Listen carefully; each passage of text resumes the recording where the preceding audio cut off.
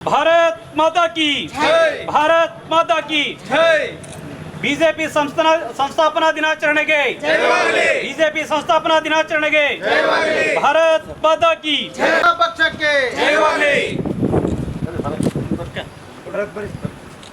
ಇದು ಯೋಗ ಶ್ರೀರಾಮಚಂದ್ರನ ಆರಾಧನೆ, ಶ್ರೀರಾಮಚಂದ್ರನ ಆದರ್ಶಗಳನ್ನು ಒಪ್ಪಿಕೊಂಡಿರುವಂಥ ಭಾರತೀಯ ಜನತಾ ಪಕ್ಷ ಸಂಸ್ಥಾಪನೆಯಾಗಿ 45 ವರ್ಷ, ಎರಡೂ ಒಂದೇ ಗಳಿಗೆಗೆ ಬಂದಿದೆ. ಈ ಎರಡು ಮಹತ್ವದ ಒಂದು ವಿಚಾರಗಳಲ್ಲಿ ಒಂದೇ ಗಳಿಗೆ ಬಂದಿದ್ದು ಅಮೃತ ಗಳಿಗೆ ಅಂತ ನಾನು ಭಾವಿಸ್ತೇನೆ. ನಾವು ಇವತ್ತು ಮತ್ತೆ ಸಂಕಲ್ಪ ಮಾಡಿದ್ದೇವೆ, ಏನು ನಮ್ಮ ಹಿರಿಯರು ಕಟ್ಟಿದ್ದಾರೆ ಭಾರತೀಯ ಜನತಾ ಪಕ್ಷ, ಆ ಧ್ಯೇಯ ಉದ್ದೇಶಗಳಿಗೆ ಆದರ್ಶಗಳಿಗೆ ಅನುಗುಣವಾಗಿ ಒಂದು ಸಮಾಜವನ್ನು ನಿರ್ಮಾಣ ಮಾಡಬೇಕು, ದೇಶವನ್ನು ನಿರ್ಮಾಣ ಮಾಡಬೇಕನ್ನುವಂಥ ಸಂಕಲ್ಪದೊಂದಿಗೆ ನಾವು ಇವತ್ತು ಇದನ್ನು ಆಚರಣೆಯನ್ನು ಮಾಡಿದ್ದೇವೆ. ನಮ್ಮ ಕಾರ್ಯಕರ್ತರಲ್ಲಿ ಒಂದು ಹೊಸ ಹುರುಪು ಹುಮ್ಮಸ್ಸು ಇವತ್ತು ಬಂದಿದೆ. ಆಮೇಲೆ 10ನೇ ತಾರೀಕು ಹಗಲು ರಾತ್ರಿ ಏನು ರಾಜ್ಯ ಸರ್ಕಾರದ ಜನವಿರೋಧಿ ನೀತಿಗಳಿದೆ, ಬೆಲೆ ಏರಿಕೆಯಿಂದ ಹಿಡಿದು ಭ್ರಷ್ಟಾಚಾರದಿಂದ ಎಲ್ಲ ಇರೋದು, ಅದರ ವಿರುದ್ಧ 10ನೇ ತಾರೀಕು ಹಗಲು ರಾತ್ರಿ ಉಪವಾಸದ ಧರಣಿ ಸತ್ಯಾಗ್ರಹವನ್ನು ಹಾವೇರಿಯಲ್ಲಿ ನಾವು ಮಾಡ್ತಾಯಿದ್ದೀವಿ. ಕಾಯ್ದೆಗೆ ರಾಷ್ಟ್ರಪತಿಯವರು ಅಂಕಿತ ಹಾಕಿದ್ದಾರೆ, ಅದು ಸಹಜವಾಗಿ ಅಂಕಿತ ಹಾಕಿದ್ದಾರೆ. ಅದರ ವಾಫಿನ ಸಂಪೂರ್ಣವಾಗಿ ರೂಲ್ಸ್ ಎಲ್ಲ ಬಂದಾಗ ಒಂದು ಮಾತನ್ನು ಹೇಳ್ತೇನೆ, ರಾಷ್ಟ್ರದಲ್ಲಿ ರೂಲ್ ಆಫ್ ಲಾ ಅನ್ನುವಂಥದ್ದು ಸ್ಥಾಪನೆ ಆಗಬೇಕನ್ನುವಂಥದ್ದು ಮತ್ತು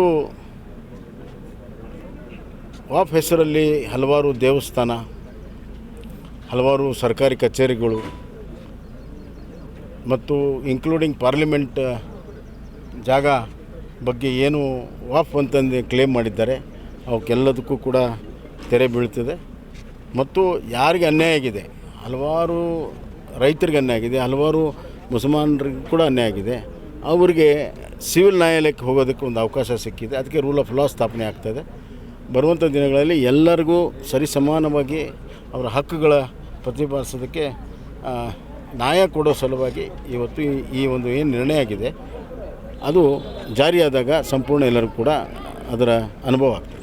ಸರ್, ಈ ಮೇಘದಾಟು ಯೋಜನೆಗೆ ತಮಿಳುನಾಡಿನಿಂದ ನಾವು ಪರ್ಮಿಷನ್ ತರ್ತೀವಿ. ಈ ಇದರ ಕಳಸಾ ಬಂಡೂರು ಕೇಂದ್ರದಿಂದ ಇವರು ಕೊಡ್ತಾರೆ ಎತ್ತಿನ ಹೊಳೆ ಯೋಜನೆಗೆ. ಕೇಂದ್ರ ಈಗಾಗಲೇ DPR ಕೊಟ್ಟುಬಿಟ್ಟಿದ್ದಾರೆ.